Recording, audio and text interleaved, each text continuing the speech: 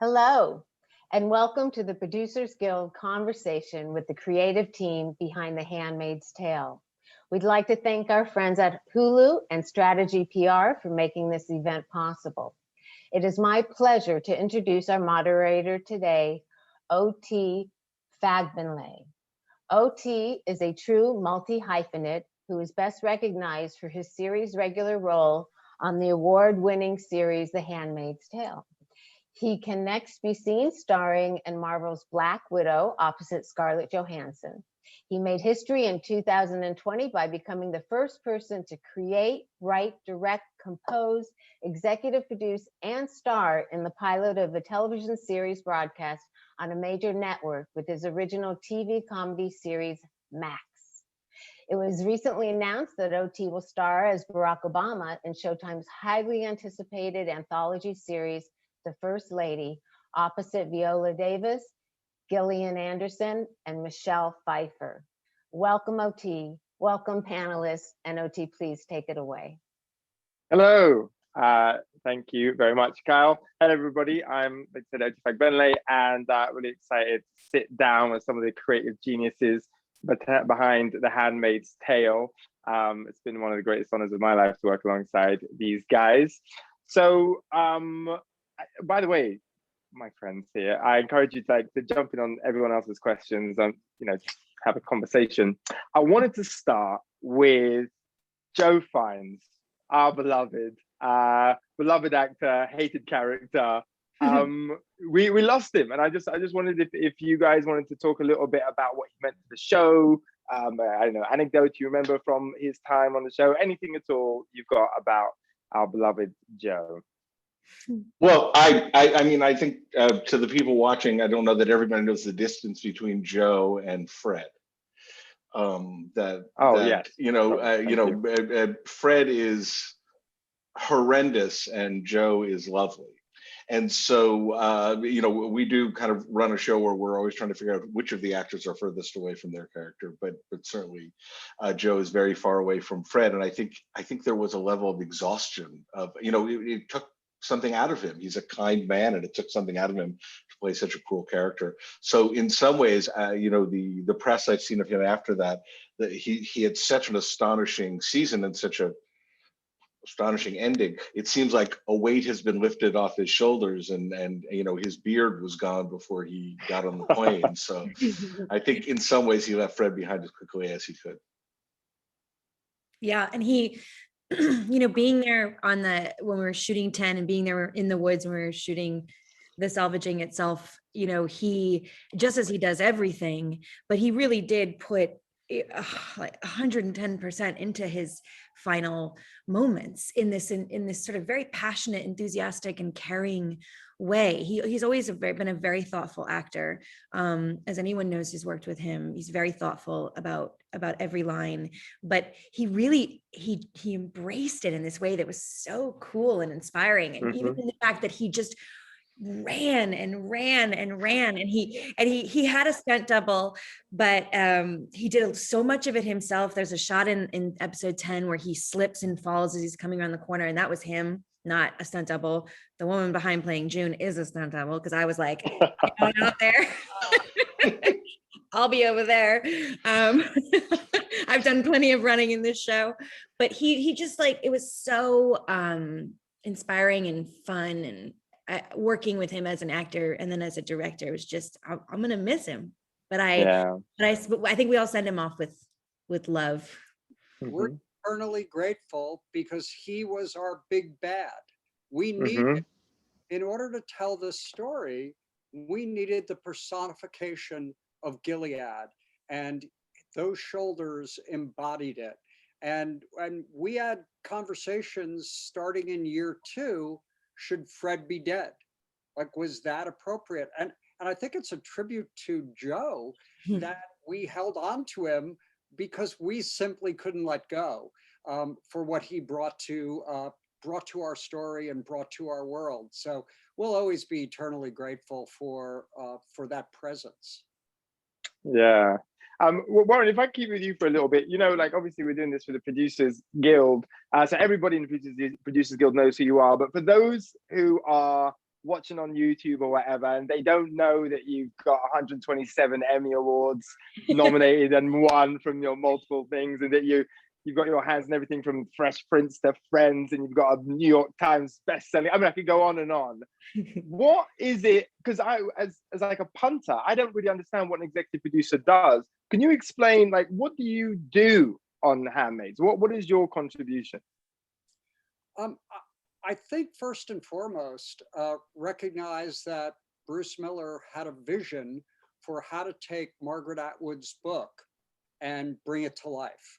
And so I think my number one job as an executive producer, when I first partnered with Bruce and when we were having waffles in a restaurant on Sunset Boulevard, is I said, I think my first job is to protect your vision, because Lizzie and I were kind of blown away with what Bruce put on the page, and how he interpreted Margaret's brilliant work.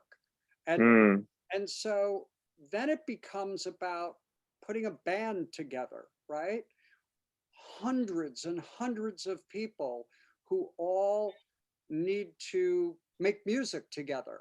And can their vision also reflect his? And then can we play and work together well? And so we have great partners at MGM. We have great partners at Hulu. They have a lot of enthusiasm, but the process can dilute the vision. And again, my job is to be a guardian of that vision, so that we're sitting here at the end of 4 years and we all have smiles on our faces, and we feel like we've had impact. We're proud of what we've done. It's award-winning, and we didn't let the system in any way water down the vision. Wow, that's really profound. Thanks for that. I mean, talking about that, Bruce, I sometimes wonder about your process, because you're such a visionary. You're such an extraordinary writer. There's one, that's something people talk about on it again and again, is about the writing of the show and how brilliant it is. I'm curious. We've had like a storm on the Capitol. We've had attacks on Planned Parenthood. There are refugee crises around the world. How do you incorporate or resist what's going on in the world into this world of Gilead? Is it just from you and the writing team's imagination, or do you purposely go and grab things that exist in the world on that larger level? Well, I think that I don't think you purposely grab things from the world. I think you try to live in your present time. Most, not because they won't work, but I don't have enough distance on the things that are happening now for me to kind of understand really where they would fit. And so I think with that part of the story, like with everything else, we follow June. So I think in some ways you're following June and saying which things would have an impact on her, or at this point, what would she run up against, or those kind of things. Right. So you're following June. So sometimes June is exposed to or butts up against things that have a direct parallel to our lives. Some things she doesn't. At some point, she's a refugee, and there's refugee stories in the paper every day. At other points, she's in Chicago with, that kind of is like a more buried story. It's so specific. I don't know if that exists with the rebels in another state, country, or whatever. But so we're building some things that come from real life, and some things that are inspired by real life, and some things that, frankly, would never happen. Just they're the kismet of our story. But the ones we see are, we let June guide us rather than guiding June. Wow. So because people talk about the prescience so much, it's almost like the prescience is coincidence, or Margaret Atwood laid such a kind of like these universal themes of power dynamics and patriarchy that you're bound to run into real life, I guess. I don't know. It's no fun, having. You come up with, my job's to come up with the worst possible thing that I can imagine, and to have it happen is awful. It isn't, I'd much rather we are on an irrelevant, not prescient show. Oh, Bruce, you're also drawing on, you and the writing staff, amazing experts from your UN consultants have been incredibly valuable in helping you bring an honesty to these storylines that you're navigating into. And a number of consultants at UCLA, and I know the list for you goes on, which makes you just smarter, better writers as you decide what the character journey is. And bringing that, I mean, Lizzie, I know you've had contact with those people. So letting the people who are from the front lines and know what the life of a refugee would be, have them not just speak through the writers, but speak directly to Lizzie, so that she can kind of get all the flavors that she needs to get from someone who actually went through these things, not our made up version or not our translated version, but the real person. And I also think what Margaret did in her book that you know, Bruce and the room picked up that torch and kept carrying it, they're very human stories, you know.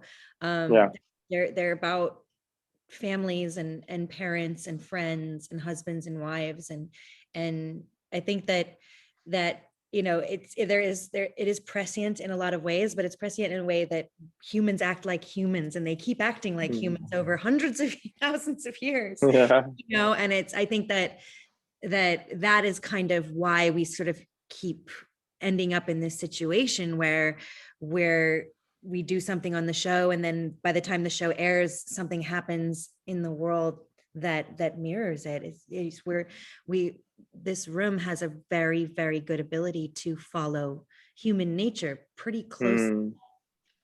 I wish it was harder for us to guess what was going to happen. But I think that's the thing, is it doesn't seem like we're making any leaps at all. It feels like we're just following something that's so natural, and it's awful that you know, it's also the things that are happening in our world. It doesn't seem like we use much imagination. To me, it feels like this is an inevitable set of dominoes that June is following. Yeah, it's so interesting. Yeah, I mean, because I feel like the show really resonates with people, both on the macro level of like these, you know, these things which are going on in the world, whether it be populist regimes or whatever, but also, like you were saying, Lizzie, on this kind of interpersonal level of just, you know, what it is to have a lover or a husband or a, you know, a situation that you want to go out with, get out of. Yeah. I actually wanted to ask you, Lizzie, you know, I guess I imagine there's two questions you get asked all the time. One, how do you do all these emotional scenes, and do you take it back home with you? And then the other one, because you've been directing so brilliantly this season, how do you manage directing and acting? So I'm sure, but I guess I had this experience with you on set where we were doing a scene, I think, where you were telling Twilo off for you know, letting the commander go, and you were like, rah, and you were acting with such ferocity. I forgot to act. I was watching you and I was like, oh my god, she's really up, Jesus. And then cut was called, and you were like, tears in your eyes, red in your cut. Okay, let's have another look at that. And I was like, how does she do that? Can you tell us anything about your process into accessing these intense emotions, but also how you know, vacillated between directing and acting when in these emotional scenes? Yeah, I mean, I don't have a very super interesting answer for it, because it is just something that I do, and it is funny when it's pointed out to me. I go, oh yeah, I guess it's true. It must seem really weird, but for me, I think one of the things that I discovered when I sort of started directing, after I'd done a couple of episodes, was that I had been thinking as a director for a lot longer than I had realized. And this is probably something I shouldn't be doing, but I sort of, even when I'm just acting, I kind of edit it in my head, and I sort of know when, you know, we're going to be in this shot, and I know when we're going to be in this shot, and I know when the close-up's probably going to be done, and I know, like, okay, there's probably going to be in this close-up for this line. And I mean, I know you know what I'm talking about, because I think we're very similar in that way. But I think that it just is something I've done for so long, being able to compartmentalize in that way, and being able to turn it on and turn it off. As you know, I'm not a method actor. I'm not somebody who, I don't take it home with me. I barely take it, you know, to the next shot. I've already left it behind and we're not done All with right. it. So I don't know. I tend to think very analytically about what we're doing. And Right. I've been like that for a lot longer than I realized. When you're acting, like in the moment, are you feeling upset? Are you feeling enraged and feeling in lust, or are you a puppeteer? With who's a master of her face and body? Well, what's the subjective experience like for you? I'm pretty in it. Like I definitely feel the things that I'm portraying. Especially when it's right. You know what it is. You know how it feels when Right. you're in the pocket or whatever, however you want to describe Right. it. And you just, for me, my heart starts pounding, and I get all the adrenaline rush of it, and so I definitely feel it in the moment. But for some reason, I am able to keep. There is a part of myself that's watching myself as well, and there's a part of myself that's aware of where the camera is, and there's a part of myself that's aware of what we're doing, or the other actor, and that kind of thing. So, but I do definitely feel it, and it's but it's fun for me. It's fun for me to do that kind of thing. I'm so curious, and I don't know if we'll be able to dig deep down into the honesty of this now, Warren and Bruce, but when Lizzie turns to you and is like, I'm going to take this genius piece of performance, and I'm also going to try and direct at the same time. Is there a part of you that goes, don't fuck up our show, please? Like what are you're not afraid of that at the moment? I think, be honest, I think there is. I mean, I do think we had conversations about, like, is this a good idea? Which is why we didn't do it till season 4, Go on, Warren. What did oh, Bruce, go on. I mean, honestly, I didn't have any hesitation. But I mean, I know there's, I didn't. Lizzie and I have a partnership on this part of the show that, by the time she asked, I had already been thinking about it for a while, and I had assumed we had already talked about it when she brought it up, but I guess we hadn't. But but it seemed like such a remarkably good fit for some, and I didn't. The biggest thing I didn't want to do is to make her do something she wasn't interested in. I mean, It's one thing to say you can direct. She can do a lot of things. She could, be a ballet dancer. She could do a lot of things, but she's not. She's acting, and she's quite good at it. And however she's built her career, she's finding space to be herself and space to act. Why the hell am I going to tell her, here, take on this other challenge? So I wanted to wait, but I never had any hesitancy at all. I felt like she was that person, just if she wanted to use it. It was really up to her. Thanks. When Bruce and I first went to Toronto, when we were prepping season 1, we met with a number of first ADs. And one of the questions that we gave to all of them was, you've read the script, and we want to know, what do you think is the most important aspect of your job coming to The Handmaid's Tale for us to produce this material? And the guy we hired, Woody, said, keep Elisabeth Moss alive. and we said, oh my God, like, look at not the number of scenes she's in, but ultimately the number of shots that she was in. And it became clear that was absolutely correct. And I think creatively, Bruce and I were absolutely in sync, and had been from early on in the series, that at some point we were going to say to Lizzie, use your super magic powers and also do this, also direct, bring that to this show, because that would be a great thing. I think after we saw in episode 403 just how truly brilliant she could do with that task, then because of the year of COVID, with quarantines and with all of the demands of this schedule. And we're sitting there scratching our heads going, I don't know if we have a director for later in the season. I don't know that we're going to get through the 408 and 409 block. And Lizzie said, I can do it. And we went back to kind of Woody's original statement of, yeah, but we can't kill her. and because I said, Lizzie, there's a pandemic. We need you in so many roles, and oh my God,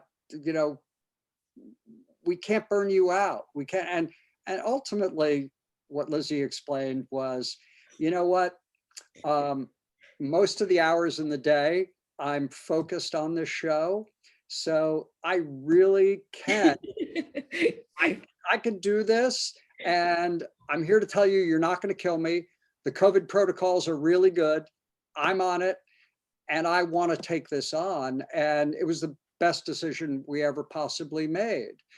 So fear of death for Lizzie, and we leapt. Amazing. A quick question, actually, which I hadn't thought to ask, but we were doing shorter hours because of the COVID protocols. And I'm just curious, because, this is the Producers Guild. It seemed like we got a really great product with shorter hours. What have you taken away from that, in terms of going forward and in production? In terms of the shorter hours, I think, I think I love that idea. I think just health-wise and safety-wise and humanity-wise, it's a much better system. In terms of the product that we got, there was a lot of adjusting of the script to make it doable in that amount of time. So there were limitations that we had in the show that we had to solve creatively. But some of it, the scenes do start to show that there are a lot of two-person scenes and on our sets, and there's not a lot of connective tissue and stuff. And so we sacrificed some things. So we were able to do it, but I think we had to simplify in ways that I don't know that we would want to do as much, but keeping the shorter hours or the hours that we worked, which were I think called French hours, was. I thought it was a huge success, and it seemed like everybody liked it better, but I was not allowed to come to set. So it also, what we learned is, and I think it is more humane, everyone both in front of and behind the camera embraced the intelligence of having a core 10-hour versus a core 12-hour day. And turns out, and I think this is true on many productions, you're more efficient in a 10-hour day. You can see the beginning, you could see the end, and we scaled back a little bit in terms of what we did. But once we started that system, we were far more efficient than anyone ever predicted. And I think it's one of the lessons learned of COVID.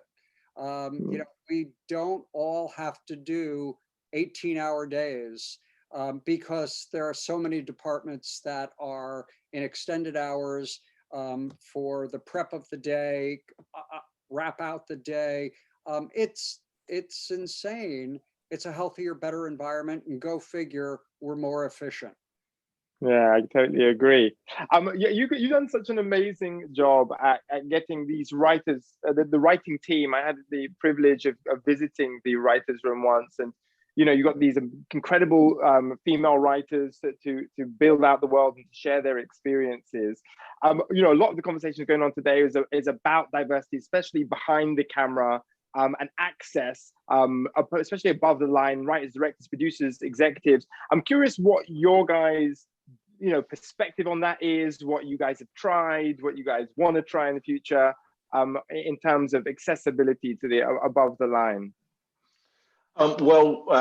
We've tried, everything we possibly can think of. You know, you kind of only have a few hiring seasons, but we've tried everything we possibly can think of to get as diverse a set of voices into the writer's room, a diverse set of experiences, a diverse set of resume in terms of genres that have written, but not a diversity of skill. You want people all, I don't want any diversity of skill. I want everybody Right. to be absolutely excellent. So that does reduce it down, but it's like anything else that you know, when you start on a show, you're trying to buttress your weaknesses. On my show, the first weakness is that I'm a man and not a woman, but there's lots of other weaknesses, lots of other shoes I don't walk in. So you try to fill as many as you can, but you know, you can't depend on people to check those boxes either. You have to depend on yourself and depend on everybody else to bring those things to the room, because that's the problem, is that a lot of the women on my show used to be the only woman in the writer's room. And so they were responsible for the woman for every woman character, for every woman feeling. The best thing that happened on this show is they all realized none of them agreed. So where they had been the single voice on another show, their word was law. Here, they all fought with each other, and we came up with other interesting things, you know, that I think Lizzie really feels like reflects a real woman, and a lot of that comes from a diversity of women, you know, diversity of experience, diversity of age, diversity of all that kind of stuff. You know, I'd also say on the directing front that Handmaid's Tale has become a springboard for a number of directors to really kind of explode off of their work on The Handmaid's Tale. And while we are significantly more women than men, our directors of color were not great on. And this was a year, season 4, where we really said, we can do better. And we didn't do nearly as well as we could, because I had multiple diverse directors say, thank you, I really want to. My family is telling me that this is not the year that I'm going to Toronto and taking this assignment for you. So I feel like we're better educated. We feel more responsibility, knowing the power of our show and what it can do for careers. And I feel like our most diverse group of artists coming to the show, our best group, are in front of us. We've got quite a list of people that said, but if you come back to me next year, and now we can. Yeah. That's really exciting to hear. So you guys are known as the Triangle of Trust, I've heard from some sources. I went and asked the internet, because I didn't want to be by myself in this, you know, the people power and all that. So I said, what questions do you want? So I'm going to tell you some questions from Tinternet. It's a bit more of a quick fire round to finish it up.